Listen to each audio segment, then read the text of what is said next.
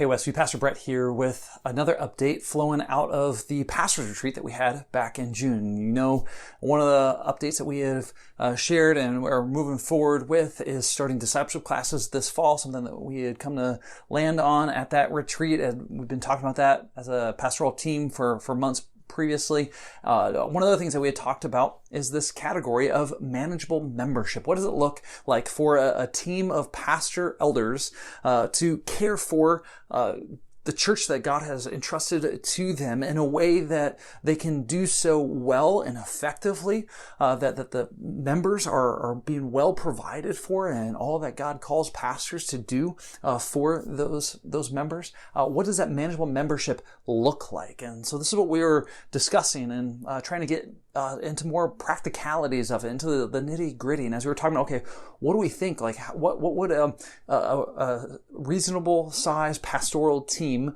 be able to shepherd? Like, what size church could they shepherd? And we're thinking, well, probably in like that 200 to 300 person category, and in that range of Sunday morning attendance is something that a team of 5 to 10 pastors probably could reasonably shepherd, right? And so as we're thinking about this and planning and praying and asking God to make clear what He's calling us to as a church. We want to be a church who's devoted to establishing and starting healthy churches here in the Twin Cities and abroad as the Lord provides opportunity, as we are following Christ in all of life, making disciples that are submitting to the Lordship of Jesus in all spheres of life, right? So this is what we're after, this is what we're doing. And if we were to be a church at some point of that size, is that a manageable amount for a pastoral team to care for? And so as we are talking about that and thinking through who we are right now, we're saying, okay, well, do we need to consider looking to bring another staff person to join me as the solo staff member at Westview? And just some more data points for that kind of just contribute to our thinking about this and what we've been wrestling with. That in the Twin Cities, about 70% of churches have a Sunday morning attendance of 100 or less. So for us, our average attendance for the last year has been right around like the 65-person range. Before summer vacations started, we were getting up into the 90s.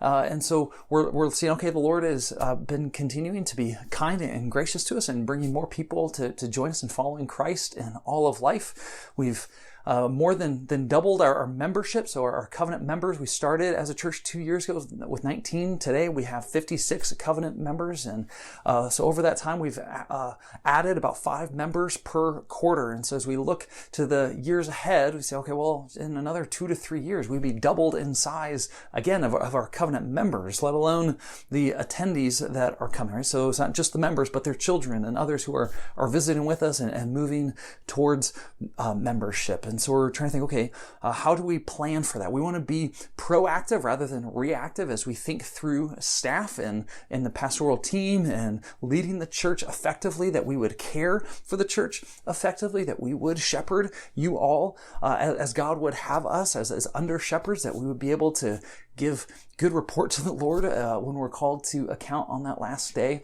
that we did our best as we were able to shepherd this flock. And so we want to be proactive and thinking through how it is that we care for you, care for the church. And so we began talking and praying, asking the Lord, would you have us add a staff position to join me as the solo staff person for the church? And so wanting to share this with you and begin the conversation here with you and get your thoughts and feedback. And especially that you join us in praying and asking if the Lord would indeed have us pursue another staff person to join me. Another kind of aspect of this, as we've been thinking of it and as we're evaluating who we are as a church, is that we want to be pivoting now away from this startup mode that we've been in these initial first 2 years of life of the church and transition to more of a stable mindset. What is a pace, a distribution of kind of those pastoral responsibilities that would be sustainable over the long haul? And so we especially have in mind those non-staff pastors that that are serving us, that serve me. All right, that these are our brothers who are shepherding our souls. They're shepherding my soul. So we have in mind, of course, we have Pastor Hoken, Pastor Zach, and Pastor Brian. And so thinking especially Pastor Hoken and Zach have been in that startup mode with me as the church has begun here and become established as we are. And so we want to look, all right, what does it look like for these brothers, and now Pastor Brian included in there, to have a sustainable vocation here as pastors at Westview. They have other vocations. They've got their professional careers that they devote much of their time and energy to. They have their families, their wives that they care for.